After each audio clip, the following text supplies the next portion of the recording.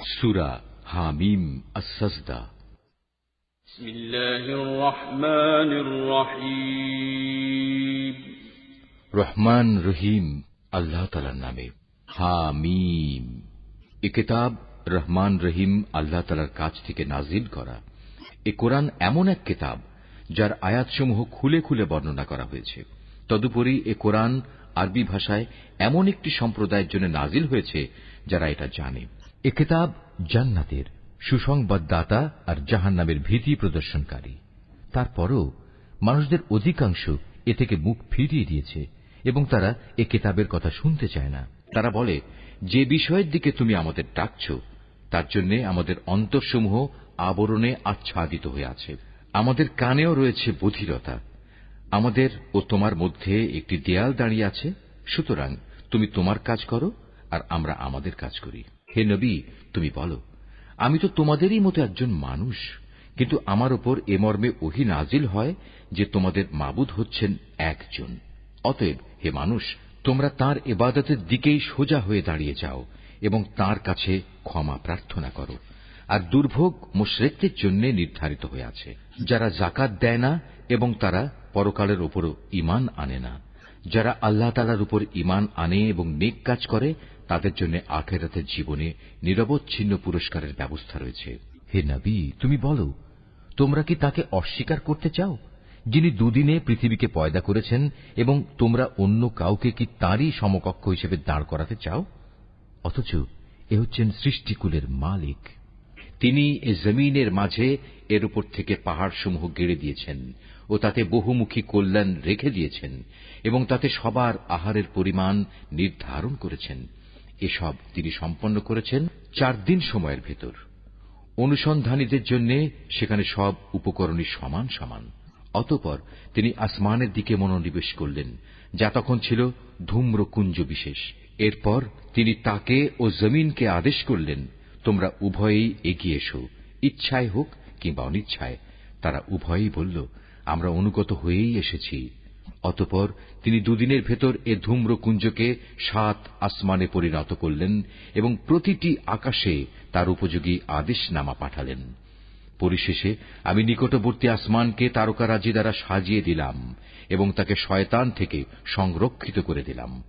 এসব পরিকল্পনা অবশ্যই পরাক্রমশালী ও সর্বজ্ঞ আল্লাহ তাআলা কর্তৃক আগে থেকেই সুবিন্যস্ত করে রাখা হয়েছিল।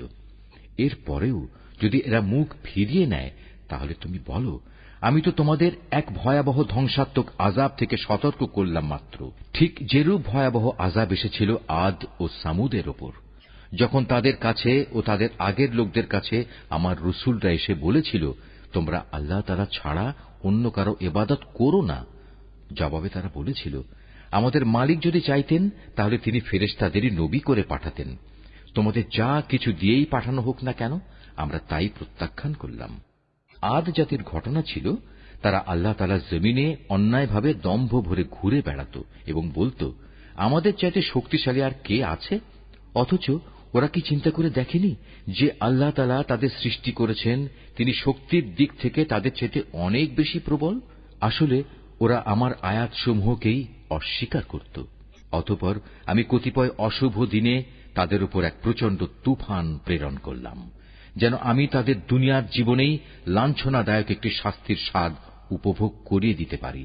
আর আখিরাতের আযাব তো আরো বেশি অপমানকর, তাদের তো কোন রকম সাহায্যও করা হবে না। আর সামুদ জাতির অবস্থা ছিল এই যে আমি তাদেরও সরল পথ দেখিয়ে দিয়েছিলাম, কিন্তু তারা হেদায়েতের বদলে অন্ধত্বের উপর থাকাই বেশি পছন্দ করল। অতঃপর তাদের অন্যায় কাজকর্মের জন্য আমি তাদের উপর অপমানজনক শাস্তির কশাঘাত হানলাম।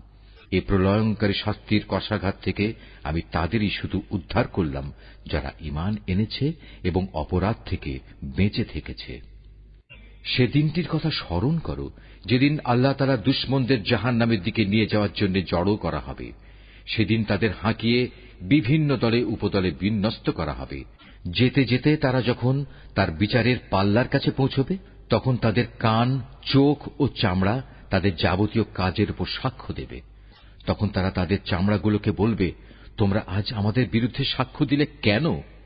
উত্তরে তারা বলবে, আল্লাহ তাআলা যিনি সব কিছুকে কথা বলার শক্তি দিয়েছেন, তিনি আজ আমাদেরও কথা বলার শক্তি দিয়েছেন। তিনি যেহেতু তোমাদের প্রথমবার সৃষ্টি করেছিলেন, তাই তোমাদের তাঁর কাছেই ফিরে যেতে হবে। আল্লাহ তাআলা বলবেন, তোমরা দুনিয়াতে কোনো কিছুই তো এদের কাছ থেকে গোপন করার চেষ্টা করতে না। এটা ভাবতেও পারোনি তোমাদের কান, তোমাদের চোখ ও তোমাদের চামড়া কখনো তোমাদের বিরুদ্ধে সাক্ষ্য দেবে। বরং তোমরা তো মনে করতে তোমরা যা কিছু করছিলে তার অনেক কিছু স্বয়ং আল্লাহ তাআলাও বুঝি জানেন না। তোমাদের এই যে ধারণা, যা তোমরা তোমাদের মালিকের সম্পর্কে পোষণ করতে, মূলত তাই তোমাদের এ ভরাডুবি ঘটিয়েছে। ফলে তোমরা মারাত্মক ক্ষতিগ্রস্ত হয়ে গেছ। আজ যদি ওরা ধৈর্য ধারণ করে, তাতেও তাদের কোনো উপকার হবে না। জাহান্নামই হবে তাদের ঠিকানা। আল্লাহ তাআলার কাছে অনুগ্রহ চাইলেও কোনো লাভ হবে না, কেননা আজ তারা কোনো অবস্থায় অনুগ্রহ প্রাপ্ত হবে না। আমি দুনিয়ার জীবনে তাদের উপর এমন কিছু সঙ্গী সাথী বসিয়ে দিয়েছিলাম, যারা তাদের সামনের ও পেছনের কাজগুলো তাদের সামনে শোভনীয় এবং লোভনীয় করে রেখেছিল। পরিশেষে জিন ও মানুষদের সে দলের সাথে তাদের ব্যাপারেও আল্লাহ তাআলার সিদ্ধান্ত সত্যে পরিণত হল, যারা তাদের আগে অতিবাহিত হয়ে গেছে। অবশ্য এরা সবাই ছিল নিদারুণভাবে ক্ষতিগ্রস্ত। যারা কুফরি পন্থা অবলম্বন করেছে, তারা একজন আরেকজনকে বলে, তোমরা কখনো এ কোরআন শুনবে না। তেলাওয়াতের সময় তার মাঝে শোরগোল করো, হয়তো এ কৌশল দ্বারা তোমরা জয়ী হতে পারবে। আমি অবশ্যই কাফেরদের কঠিন আযাবের স্বাদ আস্বাদন করাবো, এবং নিশ্চয়ই আমি তাদের সে কাজের প্রতিফল দেব যে আচরণ তারা আমার কেতাবের সাথে করে এসেছে। এ জাহান্নামই হচ্ছে আল্লাহ তাআলার শত্রুদের যথার্থ পাওনা। সেখানে তাদের জন্য চিরস্থায়ী আযাবের ঘর থাকবে। তারা যে আমার আয়াতসমূহ অস্বীকার করত, এটা হচ্ছে তারই প্রতিফল। কাফেররা সেদিন বলবে, হে আমাদের মালিক, যেসব জিন ও মানুষ দুনিয়ায় আমাদের গোমরা করেছিল, আজ তুমি তাদের এক নজর আমাদের দেখিয়ে দাও। আমরা তাদের আমাদের পায়ের নিচে রাখব, যাতে করে তারা আরো বেশি লাঞ্ছিত হয়। অপরদিকে যারা বলে, আল্লাহ তাআলাই হচ্ছেন আমাদের মালিক, অতঃপর এ ঈমানের উপর তারা অবিচল থাকে। মৃত্যুর সময়ে যখন তাদের কাছে ফেরেশতা নাজিল হবে এবং তাদের বলবে, হে আল্লাহ তাআলার প্রিয় বান্দারা, তোমরা ভয় পেও না, চিন্তিত হয়েও না। উপরন্তু তোমাদের কাছে যে জান্নাতের ওয়াদা করা হয়েছিল, আজ তোমরা তারই সুসংবাদ গ্রহণ করে আনন্দিত হও। আমরা ফেরেশতারা দুনিয়ার জীবনেও তোমাদের বন্ধু ছিলাম, আর আখিরাতেও আমরা তোমাদের বন্ধুই থাকব। সেখানে তোমাদের মন যা কিছুই চাইবে তাই তোমাদের জন্য মজুদ থাকবে, এবং যা কিছুই তোমরা সেখানে তলব করবে তা তোমাদের সামনে হাজির থাকবে। পরম ক্ষমাশীল ও দয়ালু আল্লাহ তাআলার পক্ষ থেকে এ হচ্ছে তোমাদের সেদিনের মেহমানদারি। তার চেয়ে উত্তম কথা আর কোন ব্যক্তির হতে পারে, যে মানুষদের আল্লাহ তাআলার দিকে ডাকে এবং সে নিজেও নেক কাজ করে এবং বলে, আমি মুসলমানদেরই একজন। হে নবী, ভালো আর মন্দ কখনোই সমান হতে পারে না। তুমি ভালো কাজ দ্বারা মন্দ কাজ প্রতিহত করো, তাহলেই তুমি দেখতে পাবে তোমার এবং যার সাথে তোমার শত্রুতা ছিল তার মাঝে এমন অবস্থা সৃষ্টি হয়ে যাবে যেন সে তোমার অন্তরঙ্গ বন্ধু। আর এ বিষয়টি শুধু তাদের ভাগ্যেই লেখা থাকে যারা ধৈর্য ধারণ করে, এবং এ সকল লোক শুধু তারাই হয় যারা সৌভাগ্যের অধিকারী। যদি কখনো শয়তানের কুমন্ত্রণা তোমাকে প্ররোচিত করে, তাহলে তুমি আল্লাহ তাআলার কাছে আশ্রয় চাও, কেননা তিনি সর্বশ্রোতা, সর্বজ্ঞ। হে মানুষ, আল্লাহ তাআলার নিদর্শন সমূহের মধ্যে রাত, দিন, সূর্য ও চন্দ্র হচ্ছে কয়েকটি নিদর্শন মাত্র।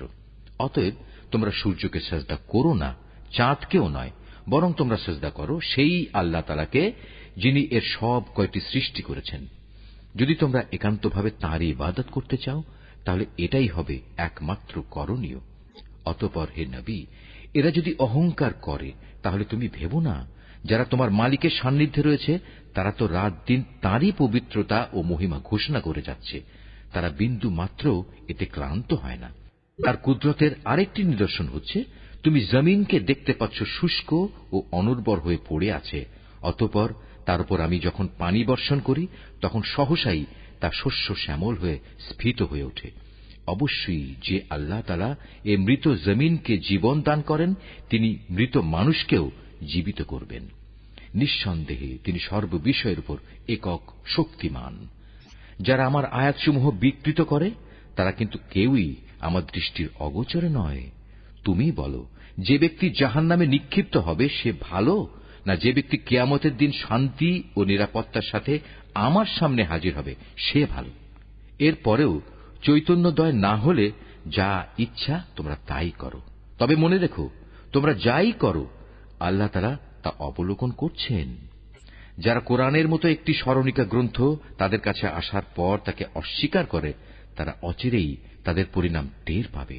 মূলত তা কোরআন হচ্ছে এক সম্মানিত গ্রন্থ। এতে বাতিল কিছু অনুপ্রবেশের আশঙ্কা নেই, তার সামনের দিক থেকেও নয়, তার পেছনের দিক থেকেও নয়, কেননা এটা বিজ্ঞ, কুশলী, প্রশংসিত সত্তার কাছ থেকে নাজিল করা হয়েছে। হে নবী, তোমার সম্পর্কে আজ সেসব কিছুই বলা হচ্ছে যা তোমার আগে অন্যান্য নবীদের ব্যাপারেও বলা হয়েছিল। নিঃসন্দেহে তোমার মালিক যেমনি পরম ক্ষমাশীল, তেমনি তিনি কঠোর শাস্তিদাতাও বটে। আমি যদি কোরআন আরবি ভাষার বদলে আজমি অনারব ভাষায় বানাতাম, তাহলে এরা বলতো, কেন এর আয়াতগুলো আমাদের ভাষায় পরিষ্কার করে বর্ণনা করা হলো না? তারা বলতো, এ কি আজব ব্যাপার, এটা নাজিল করা হয়েছে আজমি ভাষায়, অথচ এর বাহক হচ্ছে আরবি। হে রাসূল, তুমি বলো, এ গোটা কোরআন হচ্ছে মূলত ঈমানদারদের জন্য হেদায়েত গ্রন্থ ও মানুষের যাবতীয় রোগ ব্যাধির নিরাময়। কিন্তু যারা এর উপর ঈমান আনে না, তাদের কানে বধিরতা ছিপি আঁটা আছে। তাই কোরআন তাদের উপর যেন একটি অন্ধকার পর্দা। এ কারণেই সত্য কথা শোনা সত্ত্বেও তারা এর সাথে এমন আচরণ করে যেন তাদের অনেক দূর থেকে ডাকা হচ্ছে, তাই কিছুই বুঝতে পারছে না। হে নবী, তোমার আগে আমি মূসাকেও একটি কিতাব দান করেছিলাম, তাতে বহু মতবিরোধ ঘটানো হয়েছিল। আসলে তোমার মালিকের পক্ষ থেকে কিয়ামত সংক্রান্ত ঘোষণা যদি না থাকত, তাহলে কবেই আযাব এসে এদের মাঝে চূড়ান্ত একটা ফয়সালা হয়ে যেত। এরা আসলে এ কোরআন সম্পর্কে এক বিভ্রান্তিকর সন্দেহে নিমজ্জিত আছে। যে কোনো ব্যক্তি নেক কাজ করবে, মূলত সে তা করবে একান্ত তার নিজের কল্যাণের জন্য, আর যে ব্যক্তি কোনো মন্দ কাজ করবে তার অশুভ ফল একান্ত তার উপরেই গিয়ে পড়বে। তোমার মালিক তার বান্দাদের ব্যাপারে কখনো সালেম নন। কিয়ামত সংক্রান্ত জ্ঞান একমাত্র আল্লাহ তাআলার দিকেই ধাবিত হয়। কোন একটি ফলও নিজের খোসা ছেড়ে বাইরে বেরোয় না। কোন একটি নারীও নিজের গর্ভে সন্তান ধারণ করে না, না সে সন্তান প্রসব করে, যার পূর্ণ জ্ঞান আল্লাহ তাআলার কাছে মজুদ থাকে না। যেদিন আল্লাহ তাআলা ওদের ডেকে বলবেন, কোথায় আজ আমার অংশীদাররা? তারা বলবে, হে মালিক, আমরা তোমার কাছে এ নিবেদন করছি, আজ আমাদের মাঝে সাক্ষ্য দেওয়ার জন্য কেউই মজুদ নেই। এরা আগে যাদের ডাকত তারা আজ হারিয়ে যাবে। এরা বুঝতে পারবে তাদের জন্য আর উদ্ধারের কোনো জায়গাই অবশিষ্ট নেই। মানুষ কখনো বৈষয়িক কল্যাণ লাভের জন্য দোয়া করা থেকে ক্লান্তি বোধ করে না। অবশ্য যখন কোনো দুঃখ দৈন্য তাকে স্পর্শ করে, তখন সে সম্পূর্ণরূপে নিরাশ হয়ে পড়ে। যদি দুঃখ কষ্ট স্পর্শ করার পর আমি তাকে অনুগ্রহের স্বাদ আস্বাদন করাই, তখন আবার সে বলে, এ তো আমার প্রাপ্য ছিল। আমি এটাও মনে করি না সত্যি সত্যি কিয়ামত প্রতিষ্ঠিত হবে। তাছাড়া যদি আমাকে একদিন মালিকের কাছে ফেরত পাঠানোই হয়, তাহলে আমার জন্য তার কাছে শুধু কল্যাণই থাকবে। আমি সেদিন কাফেরদের অবশ্যই বলে দেব দুনিয়ার জীবনে তারা কি কি করত, অতঃপর সে অনুযায়ী আমি তাদের কঠোর আযাব আস্বাদন করাবো। আমি যখন মানুষের উপর কোনো অনুগ্রহ করি, তখন সে মুখ ফিরিয়ে নেয় এবং উল্টো দিকে ফিরে যায়। আবার যখন তাকে কোনো অনিষ্ট এসে স্পর্শ করে, তখন সে দীর্ঘ দোয়া নিয়ে আমার সামনে হাজির হয়। হে নবী, মানুষদের বলো, তোমরা কখনো একথা ভেবে দেখেছ কি, যদি এ কোরআন সত্যি আল্লাহ তাআলার কাছ থেকে এসে থাকে এবং এ সত্ত্বেও তোমরা একে প্রত্যাখ্যান করো, তাহলে তার চাইতে বেশি গোমরা আর কে হবে, যে ব্যক্তি এর মারাত্মক বিরুদ্ধ আচরণে লিপ্ত আছে। অচিরেই আমি আমার কুদরতের নিদর্শনসমূহ দিগন্ত বলয়ে প্রদর্শন করব এবং তাদের নিজেদের মধ্যেও তা আমি দেখিয়ে দেব, যতক্ষণ পর্যন্ত তাদের উপর এটা পরিষ্কার হয়ে যায় যে এ কোরআনই মূলত সত্য। হে নবী, তোমার জন্য একথা কি যথেষ্ট নয়? তোমার মালিক তোমার সব কিছু সম্পর্কে অবহিত। জেনে রেখো, এরা কিন্তু এদের মালিকের সাথে সাক্ষাৎকারের ব্যাপারেই সন্দিহান। আরও জেনে রেখো, এদের সব কিছুই আল্লাহ তাআলা পরিবেষ্টন করে আছেন।